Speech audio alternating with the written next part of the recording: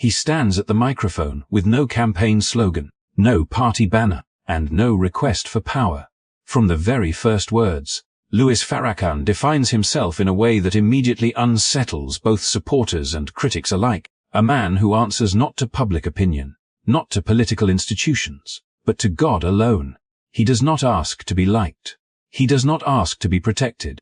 Instead, he issues a challenge: judge him, not by how uncomfortable his words make you feel, but by whether they are true. This opening stance is what gives the speech its unusual gravity. Farrakhan makes it clear that he is not bargaining for relevance or applause. He rejects popularity as a measure of legitimacy and insists that truth, by its nature, often stands alone. In doing so, he positions the audience in a difficult place. You are no longer a passive listener, but an active moral witness. If you disagree, you must engage honestly.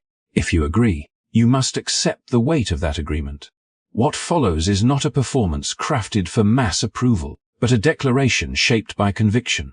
Farrakhan frames his message as one rooted in responsibility to history, to conscience, and to a higher moral standard that exists beyond trends, platforms, or public pressure. Whether one accepts or rejects his conclusions, the intensity of his commitment forces attention. This is precisely why the speech continues to spark debate long after it was delivered. In a world driven by algorithms, headlines, and viral outrage, moments like this matter. They remind us that some voices are not trying to fit within the system, but to question it entirely. That tension between truth and acceptance, conviction and consequence is the heart of this story. If you're here for thoughtful analysis, historical context, commissions placism, and stories that challenge easy answers, make sure to like this video and subscribe to the channel. Your support helps us keep exploring the ideas, speeches, and moments that continue to shape the world we live in. As the speech unfolds, Farrakhan moves from declaring his independence from political power to questioning the very systems that claim to uplift black communities.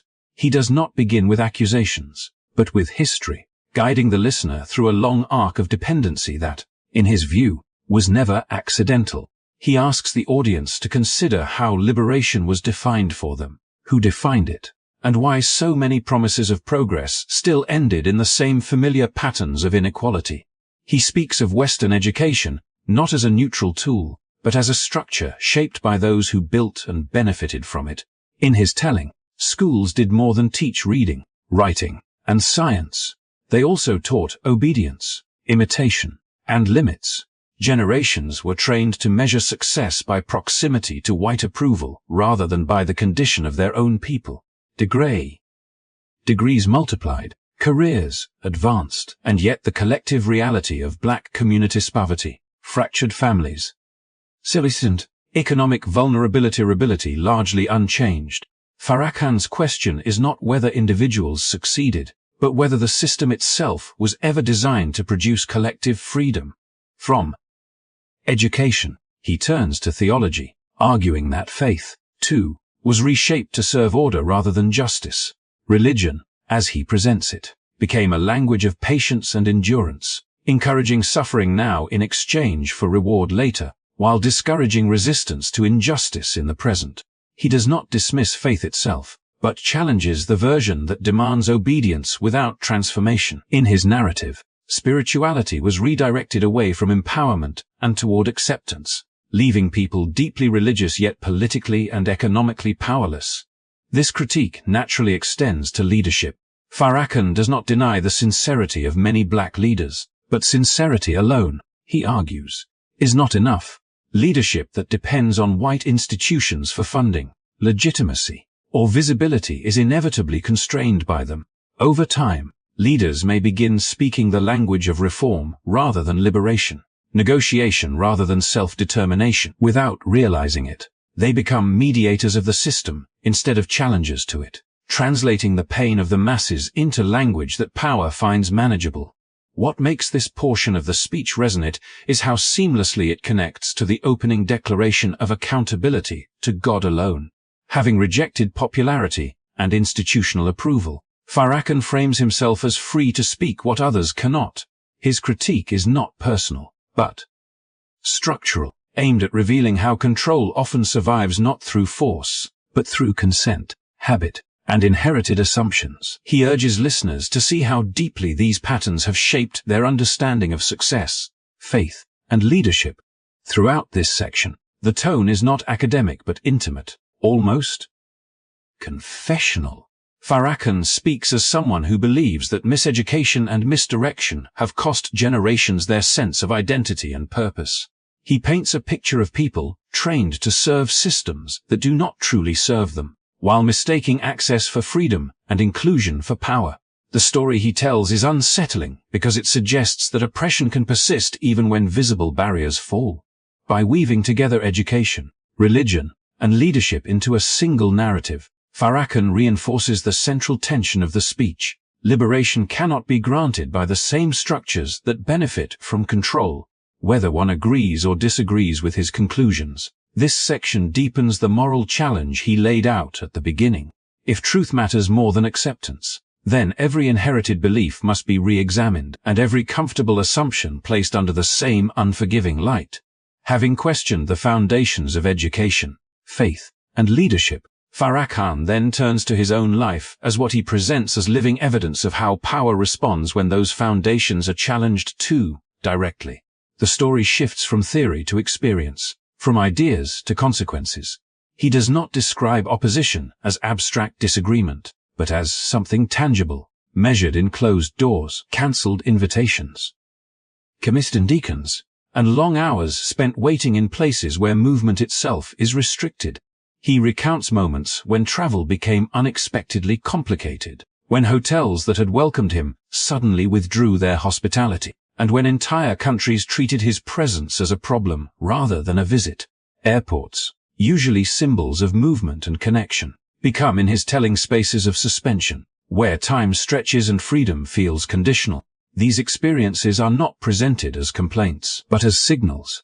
To Farrakhan, they demonstrate that words alone do not provoke such reactions unless those words unsettle entrenched interests.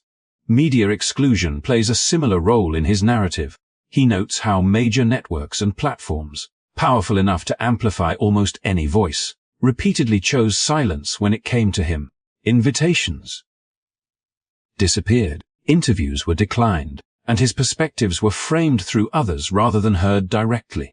Farrakhan interprets this not as coincidence, but as a pattern, suggesting that access to mass communication is granted selectively, especially when a message questions the moral authority of institutions themselves.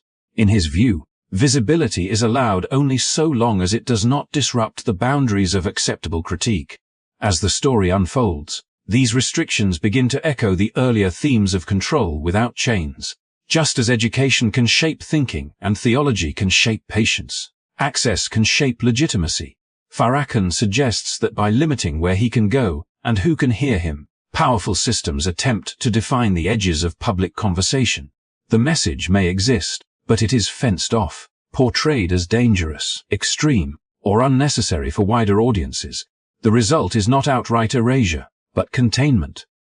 So here, what gives this section its emotional weight is the way Farrakhan frames endurance. He does not present himself as surprised by resistance. Instead, he speaks as someone who expected it. If truth challenges comfort, then backlash becomes a confirmation rather than a deterrent. Detention rooms, cancelled appearances, and platform restrictions are woven into a larger narrative of persistence, reinforcing his claim that conviction carries a cost. The story becomes less about personal hardship and more about the price of refusing to soften one's message for acceptance. This personal account also deepens the unity of the speech. The man who earlier rejected popularity now demonstrates what that rejection looks like in practice. The systems he criticized respond not with debate, but with distance. Yet Farrakhan frames this distance as clarity, arguing that it reveals who truly controls movement, speech, and legitimacy in modern society.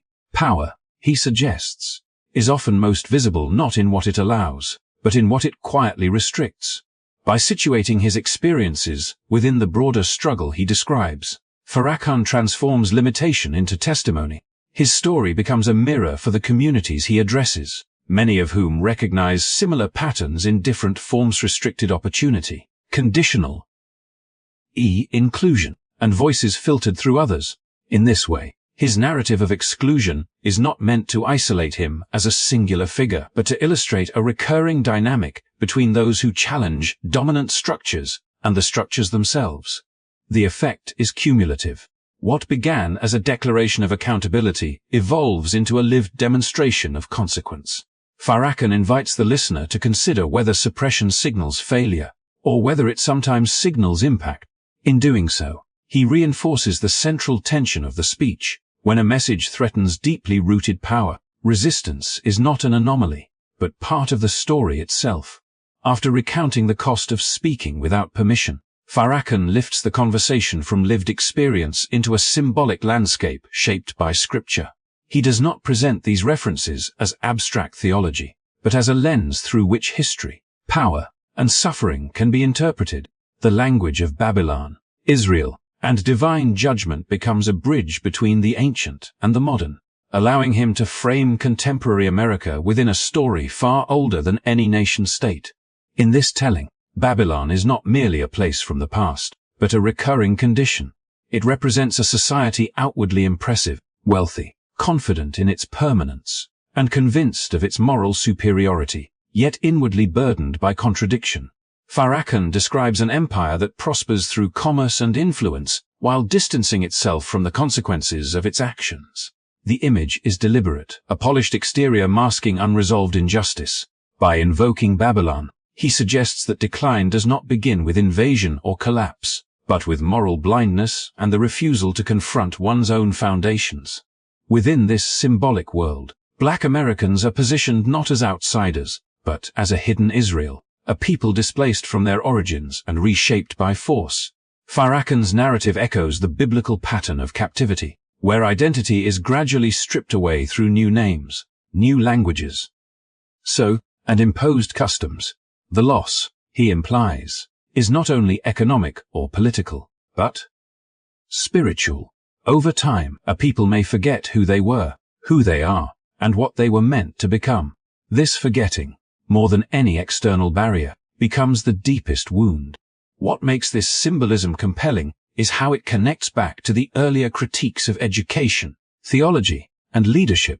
Just as ancient captives were taught the ways of their rulers, Farrakhan argues that modern systems train people to see the world through the eyes of power rather than through their own lived reality.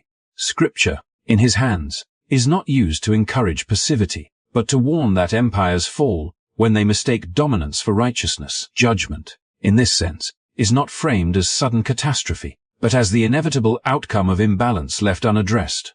The theme of awakening runs quietly beneath this section of the speech.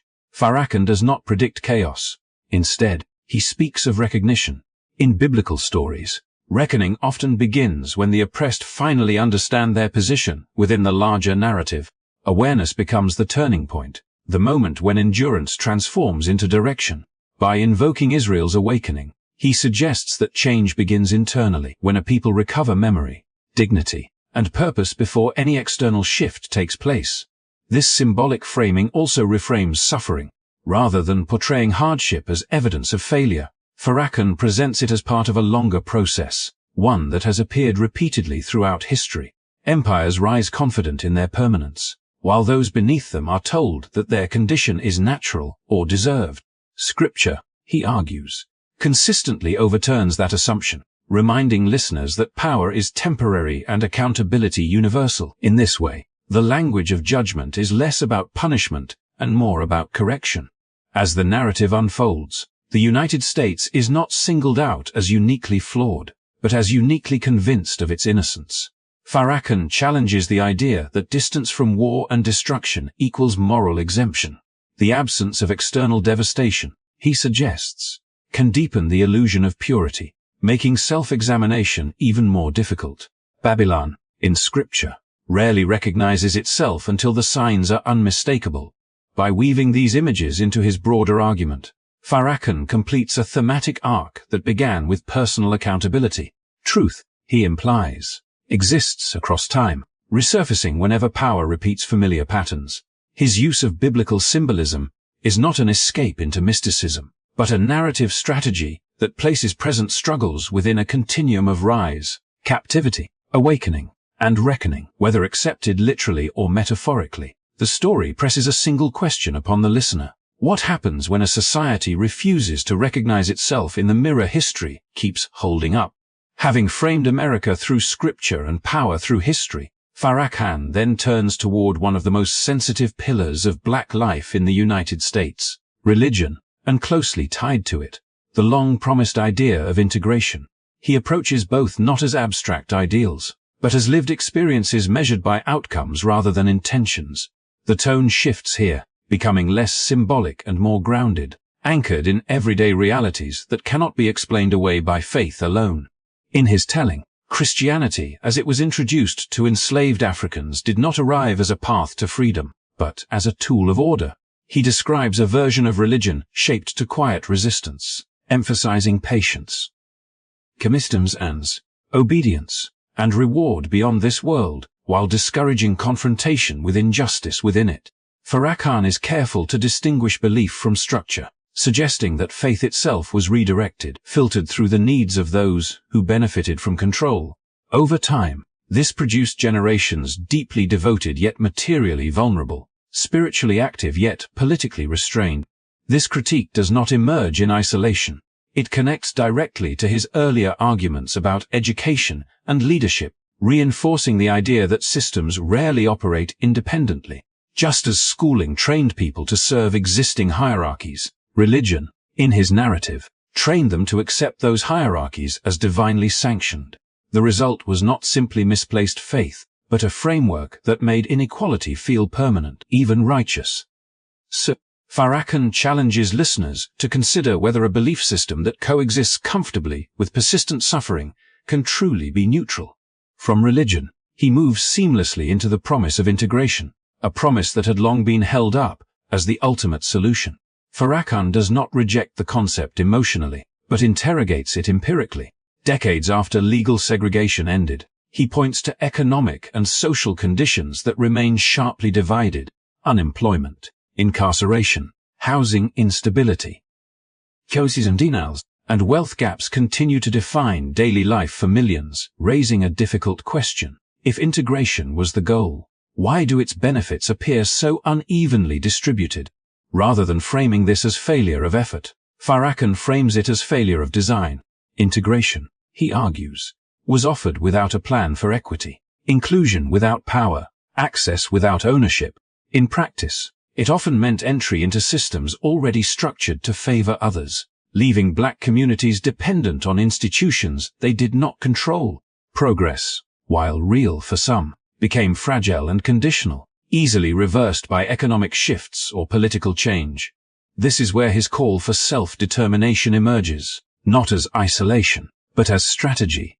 Farrakhan speaks of separation not as hostility, but as protection, a means of rebuilding identity, economics, and direction without constant negotiation for approval.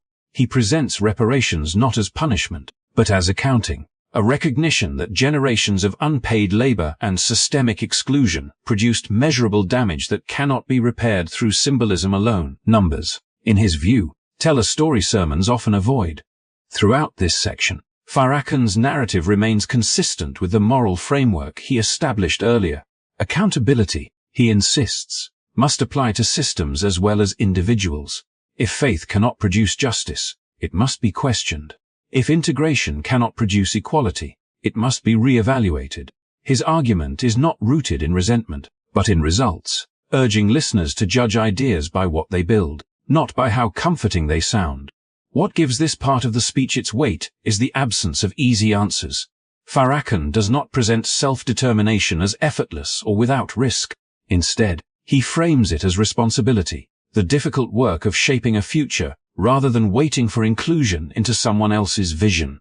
In doing so, he brings the story full circle, returning to the principle that opened the speech. Truth demands courage, and courage often requires letting go of beliefs that no longer serve the people who hold them. As the speech draws toward its conclusion, Farrakhan returns to the label most often placed upon him, divisive. Rather than rejecting it defensively, he reframes it, asking what unity truly means and who defines it. Unity, in his view, is not silence, compliance, or the absence of discomfort. It is alignment around shared responsibility, shared memory, and shared purpose. If exposing unresolved injustice creates tension, he argues, then the tension did not begin with the messenger, but with the conditions themselves.